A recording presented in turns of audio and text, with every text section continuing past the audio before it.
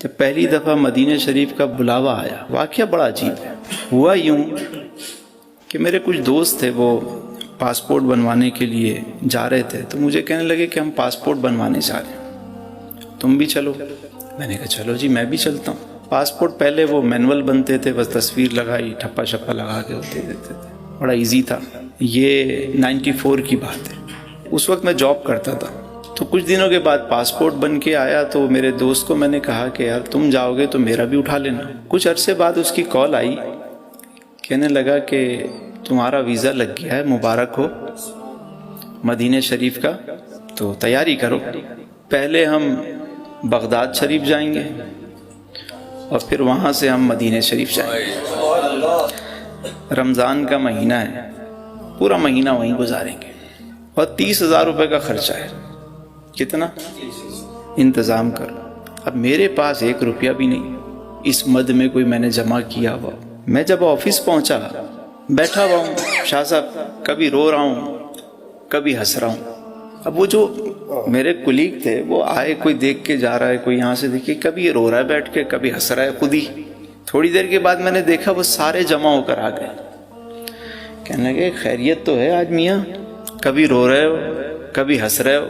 میں نے کہا مسئلہ یہ ہے کہ ایک خوشی کی خبر ہے اور ایک ذرا سی افسردہ کرنے والی خبر ہے۔ کہنے لگے پہلے خوشی والی خبر بتاؤ۔ میں نے کہا خوشی کی خبر یہ ہے کہ مدینے کا بلاوا آ گیا ہے۔ کہنے لگے پھر پریشانی کس بات کی ہے؟ میں نے کہا پریشانی یہ ہے کہ جانے کا اسباب نہیں ہے، بس۔ میں نے کہا، کہنے لگے کہ بلاوا آیا ہے تو انتظام بھی وہی کریں گے۔ میں نے کہا پھر بھی انہوں نے مجھے ایک ڈیڈ لائن دی ہے کہ اس تاریخ تک پیسے پہنچاؤ، میرے پاس تو پیسے ہی نہیں ہیں۔ خیر وہ چلے گئے۔ تھوڑی دیر کے بعد میں نے دیکھا پھر وہ سارے آ گئے، کہنے لگے کہ تسلیم بھائی، ہم لوگوں نے ایک کمیٹی ڈالی ہے 1000 روپے کی ماہانہ پہ، تو ہم تو سوچ رہے تھے پہلی کمیٹی ہم میں سے کوئی لے گا، لیکن ہم نے فیصلہ کیا کہ پہلی کمیٹی 20,000 روپے کی آپ کو دیتے ہیں۔ نہیں ہزار سفر پاس کہاں کا منصب کہاں کی دولت، قسم خدا کی یہ ہے حقیقت، جنہیں بلایا ہے مصطفیٰ نے وہی مدینے کو جا رہے ہیں۔ اب 20,000 روپے ہو گئے، میں نے 20,000 انہوں نے 2-3 دن میں مجھے دیے، میں خوشی خوشی لے جا کے میرے کارواں کو میں نے پیش کیے۔ میں نے کہا سائیں یہ 20,000، کہتا ہے باقی 10,000۔ میں نے کہا وہ تو نہیں ہے، کہنے وہ بھی انتظام ہوگا، بس جیسے ہو جائے مجھے پہنچا دینا۔ چلو کچھ آسرا تو ہوا جانے کا۔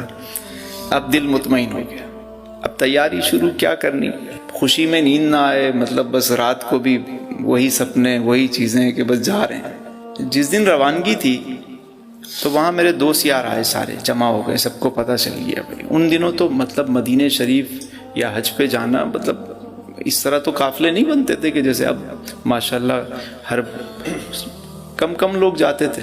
تو وہ ہوا یوں، جب میں جانے لگا، چونکہ پہلے بغداد شریف جانا تھا تو ہم نے کپڑے پہنے ہوئے تھے، احرام پہنا ہوا نہیں تھا، تو میرے ایک دوست نے میری جیب میں کچھ ڈال دیا۔ میں نے کہا کیا ہے؟ کہنے کچھ نہیں بس خیر ہے۔ میں نے کہا ٹھیک ہے۔ ایئرپورٹ پہنچے تو میرے ایک بھائی صاحب ہیں، انہوں نے میری دوسری جیب میں کچھ ڈالا۔ میں نے کہا کیا ہے یہ؟ کہنے کچھ نہیں بس ٹھیک ہے۔ اب میں جب اندر گیا ایئرپورٹ کے، امیگریشن کا سارا پروسیس کمپلیٹ ہوا، میں جا کے بیٹھا، تو میں نے جا کے جب سارے کام سے فارغ ہوا، میں نے کہا جیب میں دیکھوں تو صحیح کیا ہے۔ ادھر ہاتھ ڈالا تو یہاں سے 5,000 روپے نکلے، اور ادھر ہاتھ ڈالا تو یہاں سے 5,000 روپے نکلے۔ 20 پہلے مل چکے تھے، 5 اور 5 30 پورے میں نے اٹھائے، خوشی خوشی۔ میرے کارواں بھی اندر تھا، میں نے کہا یہ لیجئے جی، ہو گئے۔ کہنے لگے میں نے کہا تھا نا ہو جائیں گے، تم خامخواہ پریشان ہو رہے تھے۔ اب ہم چل پڑے، 10 دن ہم بغداد شریف میں رہے، اور پھر اس کے بعد مکہ المکرمہ، پھر مدینہ المنورہ میں پہنچے۔ ماشاءاللہ بڑا رمضان کا مہینہ، سحری افطار، شب و روز گزر رہے ہیں، پہلی حاضری تھی بس۔ اب آخری 2 دن رہ گئے قافلے کو واپس آنے کے لیے۔ ہوٹل میں نا سب ایک ہی کمرے میں سوتے تھے، یعنی سارے گدے بچھا کے پہلے تو وہ ایسے ہوٹل بس وہ سب ایک کمرے میں تقریباً 10 افراد 15 افراد، بڑے بڑے کمرے، جیسے یہ سب نے گدے ڈالے بس لیٹ گئے، اس طرح قافلے وہاں جا کے ٹھہرا کرتے تھے۔ تو میں یہ دیکھتا تھا کہ کوئی وہاں سے تھیلا بھر کے لا رہا ہے شاپنگ کر کے، کوئی کھجوریں لے کر آ رہا ہے، کوئی تسبیحاں لے کر آ رہا ہے، کوئی کچھ لا رہا ہے، اور سب جو ہے وہ پیکنگ کر رہے ہوتے تھے، اور میں دیکھ رہا ہوتا تھا کہ بھئی مجھے بتا رہے ہو تسلیم بھائی آج ہم نے یہ خریداری کی، آج ہم نے یہ خرید۔ میں نے کہا ماشاءاللہ جی۔ میں سوچ رہا ہوں کہ یار میرے پاس تو پیسے نہیں ہیں کہ میں کوئی خریداری کروں، چلو کوئی بات نہیں، یہاں آ گئے یہ کم ہے کیا۔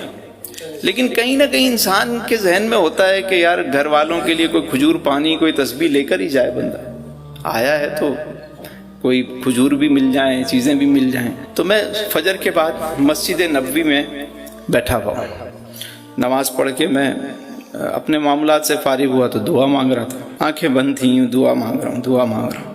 جیسے ہی میں نے آنکھیں کھولیں تو میں نے دیکھا میرے ایک دوست وہاں بیٹھے ہوئے میرے سامنے، اور مجھے ٹکٹکی باندھ کے وہ دیکھ رہے ہیں کہ یہ کب دعا ختم کرے تو میں اس سے سلام دعا کروں۔ میں دعا کروں، میں ارے ماشاء اللہ حاجی صاحب کیا حال ہے۔